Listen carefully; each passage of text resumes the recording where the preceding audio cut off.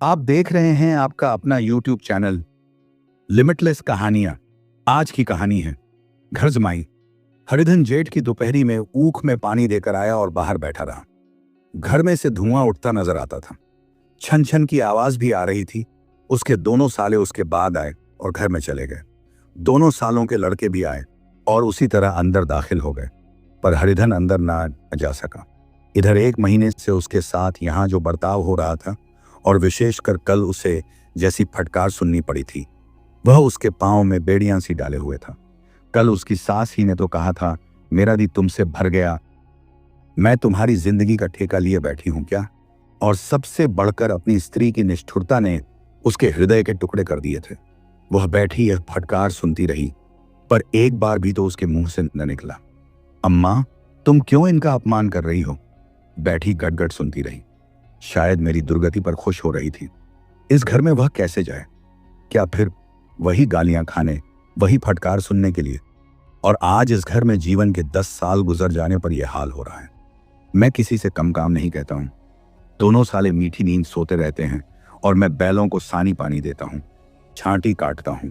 वहां सब लोग पल पल पर चिलम पीते हैं। मैं आंखें बंद किए अपने काम में लगा रहता हूं। संध्या समय पर घर वाले गाने बजाने चले जाते हैं। मैं घड़ी रात तक गायें भैंसे दुहता हूं। उसका यह पुरस्कार मिल रहा है कि कोई खाने को भी नहीं पूछता। उलटे और गालियां मिलती हैं। उसकी स्त्री घर से डोल लेकर निकली और बोली, जरा इसे कुएं से खींच लो, एक बूंद पानी नहीं है। हरिधन ने डोल लिया और कुएं से पानी भर लाया। उसे जोर से भूख लगी हुई था। समझा अब खाने को बुलाने आएगी, मगर स्त्री डोल लेकर अंदर गई तो वहीं की हो रही। हरिधन थका मांदा क्षुधा से व्याकुल पड़ा सो रहा। सहसा उसकी स्त्री गुमानी ने आकर उसे जगाया। हरिधन ने पड़े पड़े ही कहा, क्या है, क्या पड़ा भी न रहने देगी या और पानी चाहिए? गुमानी कटु स्वर में बोली, गुर्राते क्यों हो, खाने को बुलाने आई हूं। हरिधन ने देखा उसके दोनों साले और बड़े साले के दोनों लड़के भोजन किए चले जा रहे हैं। उसकी देह में आग लग गई। मेरी अब यह नौबत पहुंच गई कि इन लोगों के साथ बैठकर खा भी नहीं सकता। मैं इनकी झूठी थाली चाटने वाला हूं। मैं इनका कुत्ता हूं जिसे खाने के बाद टुकड़ा रोटी डाल दी जाती है। यही घर है जहां आज से 10 साल पहले उसका कितना आदर सत्कार होता था। साले गुलाम बने रहते थे। सास मुंह जोहती रहती थी। स्त्री पूजा करती थी। तब उसके पास रुपए जायदाद थी। अब वह दरिद्र हैं। उसकी सारी जायदाद को इन्हीं लोगों ने कूड़ा कर दिया। अब रोटियों के भी लाले हैं। उसके जी में एक ज्वाला सी उठी कि इसी वक्त अंदर जाकर सास को और साली को भिगो भिगो कर लगाए, पर जब्त करके रह गया। पड़े पड़े बोला, मुझे भूख नहीं है, आज न खाऊंगा। गुमानी ने कहा, न खाओगे मेरी बला से। हाँ नहीं तो खाओगे, तुम्हारे ही पेट में जाएगा, कुछ मेरे पेट में थोड़े ही जाएगा। हरिधन का क्रोध आंसू बन गया। यह मेरी स्त्री है जिसके लिए मैंने अपना सर्वस्व मिट्टी में मिला दिया। मुझे उल्लू बनाकर यह सब मुझे अब निकाल देना चाहते हैं। वह अब कहाँ न जाए, क्या करें? उसकी सास आकर बोली, चलकर खा क्यों नहीं लेते जी, रूठते किस पर हो?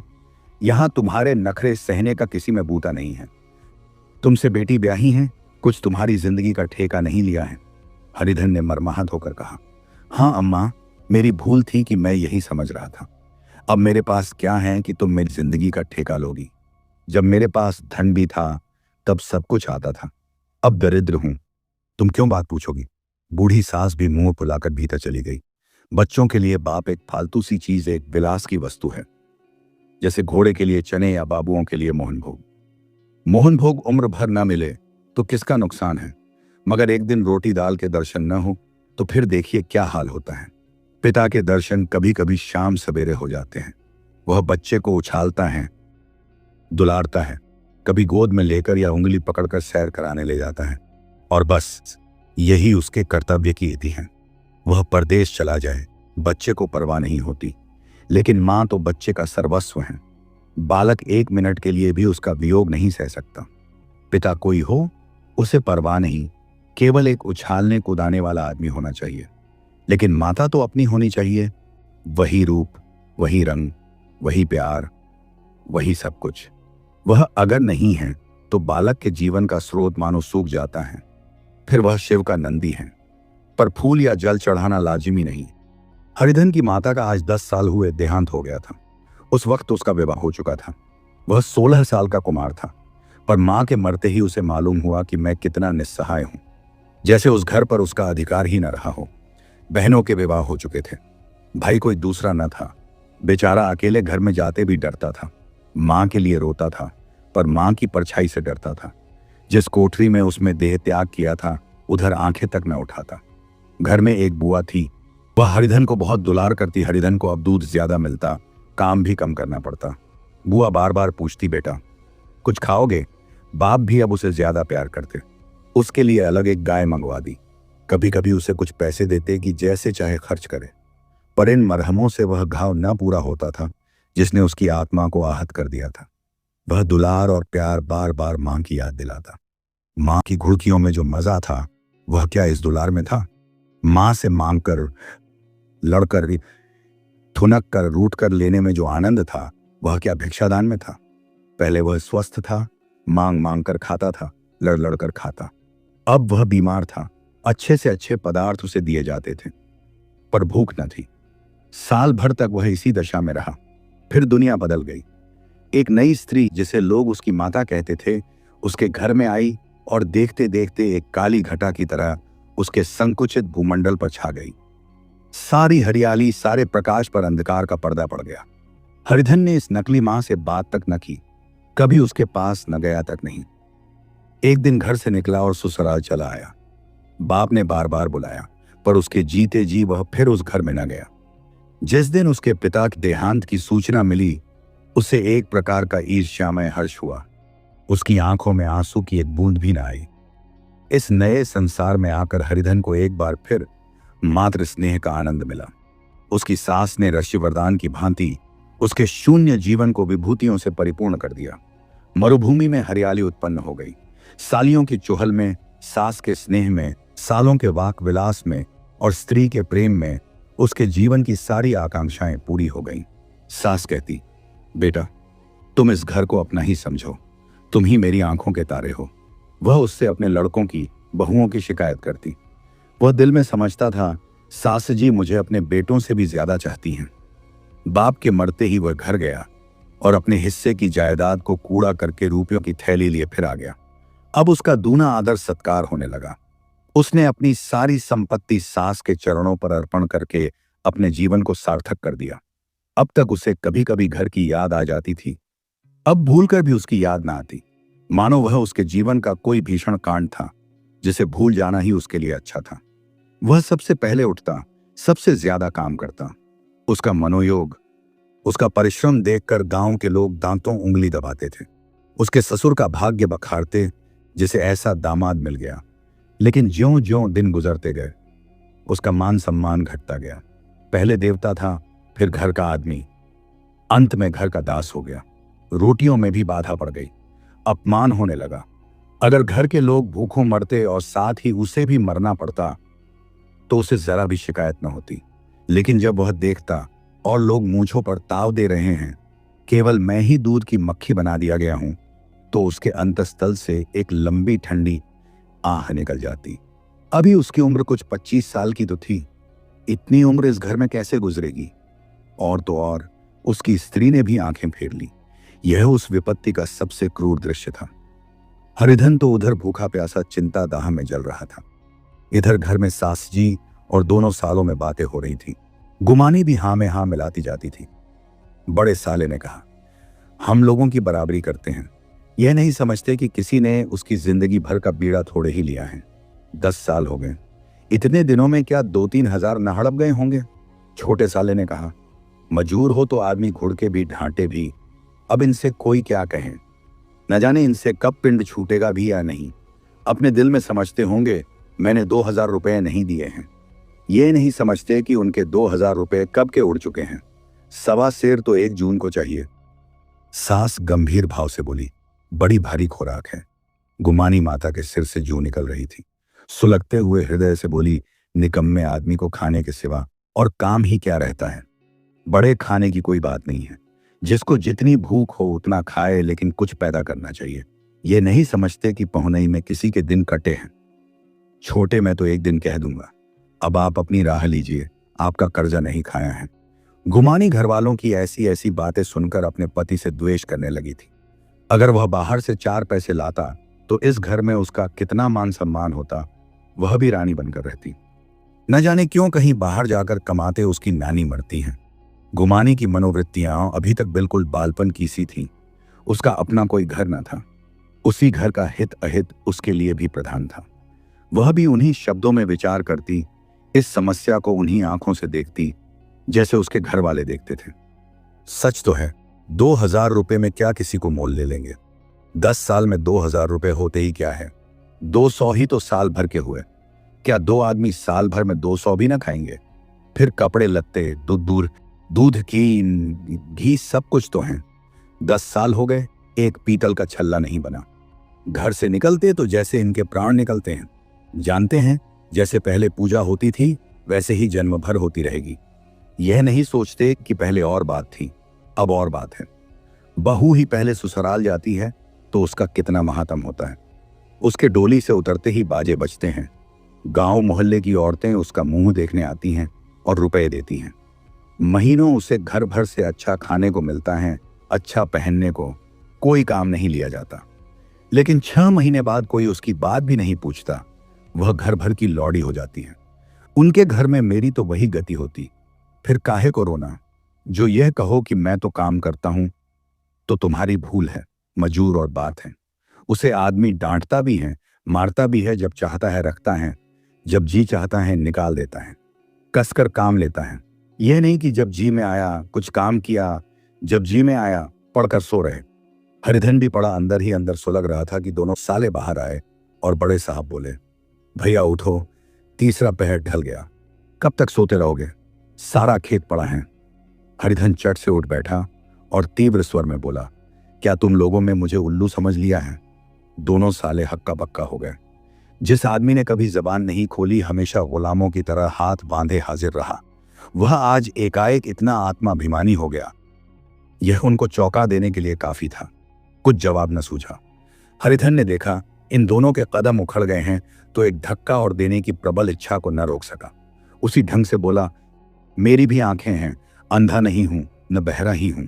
छाती फाड़कर काम करूं और उस पर भी कुत्ता समझा जाऊं। ऐसे गधे कहीं और होंगे। अब बड़े साले भी गर्म पड़े। तुम्हें किसी ने यहां बांध तो नहीं रखा है?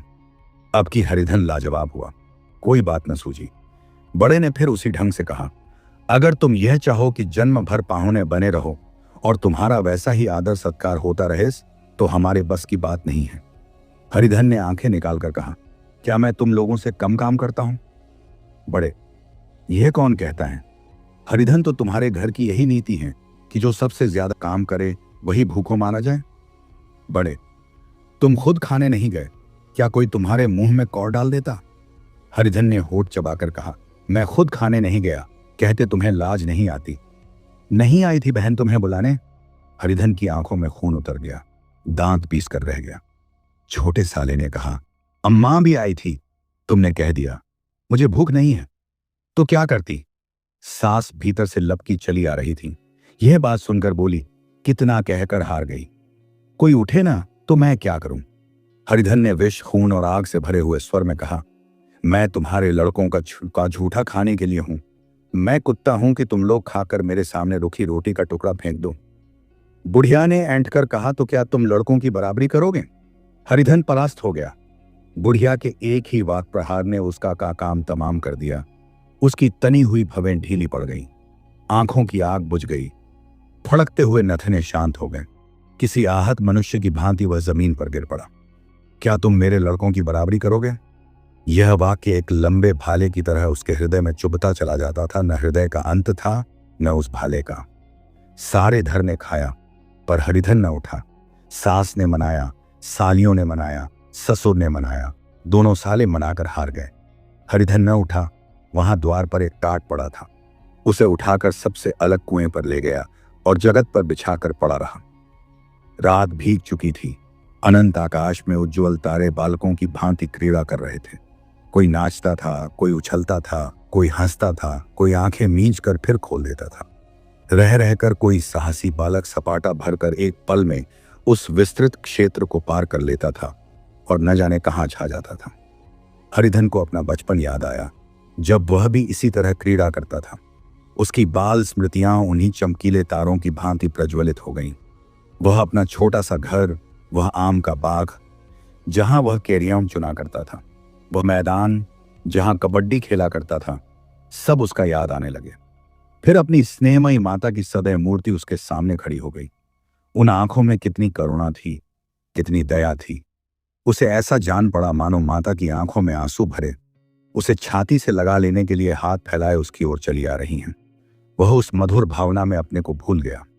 ऐसा जान पड़ा मानो माता ने उसे छाती से लगा लिया है और उसके सिर पर हाथ फेर रही हैं।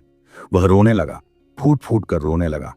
उसी आत्मसम्मोहित दशा में उसके मुंह से यह शब्द निकले, अम्मा, तुमने मुझे इतना भुला दिया।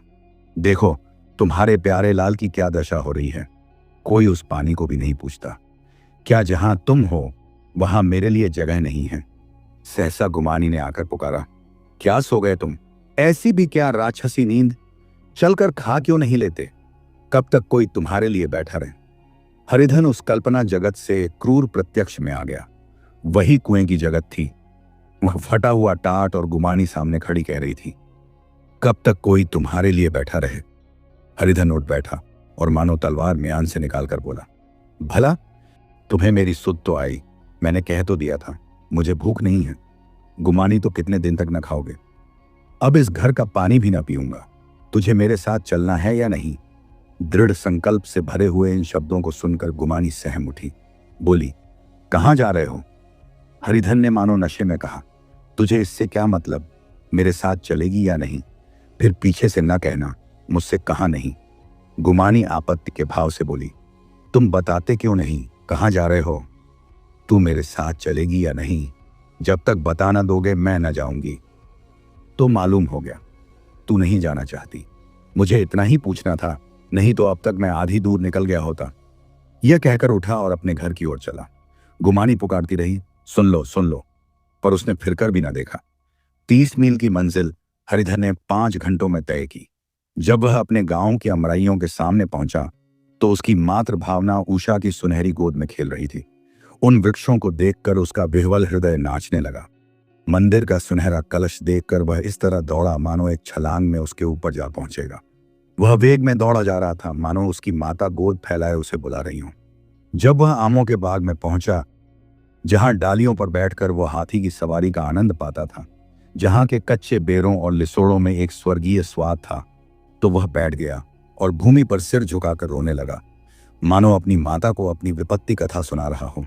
वहां की वायु में, वहां के प्रकाश में मानो उसकी विराट रूपिणी माता व्याप्त हो रही थी। वहां की अंगुल अंगुल भूमि माता के पद चिन्हों से पवित्र थी। माता के स्नेह में डूबे हुए शब्द अभी तक मानो आकाश में गूंज रहे थे। इस वायु और इस आकाश में न जाने कौन सी संजीवनी थी जिसने उसके शोकार्त हृदय को फिर बालोत्साह से भर दिया। वह एक पेड़ पर चढ़ गया और अधर से आम तोड़ तोड़ कर खाने लगा। सास के वह कठोर शब्द, स्त्री का वह निष्ठुर आघात, वह सारा अपमान उसे भूल गया। उसके पांव फूल गए थे, तलवों में जलन हो रही थी, पर इस आनंद में उसे किसी बात का ध्यान न था। सहसा रखवाले ने पुकारा, वह कौन ऊपर चढ़ा है रे? उतर अभी, नहीं तो ऐसा पत्थर खींचकर मारूंगा कि वही ठंडे हो जाओगे। उसने कई गालियां भी दी। इस फटकार और इन गालियों में इस समय हरिधन को अलौकिक आनंद मिल रहा था। वह डालियों में छिप गया, कई आम काट काट नीचे गिराए और जोर से ठट्टा मारकर हंसा। ऐसी उल्लास से भरी हुई हंसी उसने बहुत दिन से न हंसी थी। रखवाले को यह हंसी परिचित मालूम हुई, मगर हरिधन यहां कहां? वह ससुराल की रोटियां तोड़ रहा है। कैसा हंसोड़ा था, कितना चिबिल्ला! न जाने बेचारे का क्या हाल हुआ। पेड़ की डाल से तालाब में कूद पड़ता था। अब गांव में ऐसा कौन है? डांट कर बोला, वहां से बैठे बैठे हंसोगे, आकर सारी हंसी निकाल दूंगा, नहीं तो सीधे उतर आओ। वह गालियां देते जा रहा था कि एक गुठली आकर उसके सिर पर लगी। सिर सहलाता हुआ बोला, यह कौन शैतान है? नहीं मानता? ठहर तो, मैं आकर तेरी खबर लेता हूं। उसने अपनी लकड़ी नीचे रख दी और बंदरों की तरह चटपट ऊपर चढ़ गया। देखा तो हरिधन बैठा मुस्कुरा रहा है। चकित होकर बोला, अरे हरिधन, तुम यहां कब आए? इस पेड़ पर कब से बैठे हो? दोनों बचपन के सखा वहीं गले मिले। यहां कब आए? चलो घर चलो। भले आदमी, क्या वहां आम भी मयस्सर न होते थे? हरिधन ने मुस्कुराकर कहा, मंगरू, इन आमों में जो स्वाद है वह और कहीं के आमों में नहीं है। गांव का क्या रंग ढंग है। मंगरू, सब चैन चान है भैया। तुमने तो जैसे नाता ही तोड़ लिया। इस तरह कोई अपना गांव घर छोड़ देता है? जब से तुम्हारे दादा मरे सारी गिरस्ती चौपट हो गई। 2 छोटे छोटे लड़के हैं, उनके लिए क्या होता है? हरिधन, अब उस गिरस्ती से क्या वास्ता है भाई? मैं तो अपना ले दे चुका। मजूरी तो मिलेगी ना, तुम्हारी गया ही चरा दिया करूंगा। मुझे खाने को दे देना। मंगरू ने अविश्वास के भाव से कहा। अरे भैया, कैसी बातें करते हो? तुम्हारे लिए जान हाजिर है। क्या ससुराल में अब न रहोगे? कोई चिंता नहीं, पहले तो तुम्हारा घर ही है, उसे संभालो। छोटे छोटे बच्चे हैं, उनको पालो। तुम नई अम्माओं से नाहक डरते थे। बड़ी सीधी है बेचारी, बस अपनी मां समझो। तुम्हें पाकर तो निहाल हो जाएगी। अच्छा, घरवाली को भी तो लाओगे। हरिधनुष का अब मुंह ना देखूंगा। मेरे लिए वह मर गई। मंगरू, तो दूसरी सगाई हो जाएगी। अब की ऐसी मेहरिया ला दूंगा कि उसके पैर धो धो कर पियोगे। लेकिन कहीं पहली भी आ गई तो? हरिधन वहां न आएगी। हरिधन अपने घर पहुंचा तो दोनों भाई भैया आए कहकर भीतर दौड़े और मां को खबर दी। उस घर में कदम रखते ही हरिधन को ऐसी शांत महिमा का अनुभव हुआ मानो वह अपनी मां की गोद में बैठा हुआ है। इतने दिनों ठोकरें खाने से उसका हृदय कोमल हो गया था। जहां पहले अभिमान था, आग्रह था, हेकड़ी थी, वहां अब निराशा थी, पराजय और याचना थी। बीमारी को जोर कम हो चला था। अब मामूली दवा भी असर कर सकती थी। कहिले की दीवारें छिद चुकी थीं। अब उसमें घुस जाना असाध्य न था। वही घर जिससे वह एक दिन विरक्त हो गया था, अब गोद फैलाए उसे आश्रय देने को तैयार था। हरिधन का निरवलंब मन यह आश्रय पाकर मानो तृप्त हो गया। शाम को विमाता ने कहा, बेटा तुम घर आ गए, हमारे धन्य भाग। अब इन बच्चों को पालो। मां का नाता न सही, बाप का नाता तो है ही। मुझे एक रोटी दे देना, खाकर एक कोने में पड़ी रहूंगी। तुम्हारी अम्माओं से मेरी बहन का नाता है, उस नाते से तुम मेरे लड़के होते हो। हरिधन ने मात्र विह्वल आंखों से विमाता के रूप में अपनी माता के दर्शन किए। घर के एक एक कोने से मात्र स्मृतियों की छटा चांदनी की भांति छिटकी हुई थी। विमाता का प्रौढ़ मुखमंडप भी उसी छटा से रंजित था। दूसरे दिन हरिधन फिर कंधे पर हल रखकर खेत को चला। उसके मुख पर उल्लास था और आंखों में गर्व। वह अब किसी का आश्रित नहीं, आश्रयदाता था। किसी के द्वार का भिक्षुक नहीं, घर का रक्षक था। एक दिन उसने सुना गुमानी ने दूसरा घर कर लिया। मां से बोला, तुमने सुना काकी, गुमानी ने घर कर लिया। काकी ने कहा, घर क्या कर लेगी, ठट्ठा है। बिरादरी में ऐसा अंधेर, पंचायत नहीं अदालत तो है। हरिधन ने कहा, नहीं काकी, बहुत अच्छा हुआ। ला महावीर जी को लड्डू चढ़ाऊं। मैं तो डर रहा था कहीं मेरे गले ना पड़े। भगवान ने मेरी सुन ली। मैं वहां से यही ठान कर चला था, अब उसका मुंह न देखूंगा।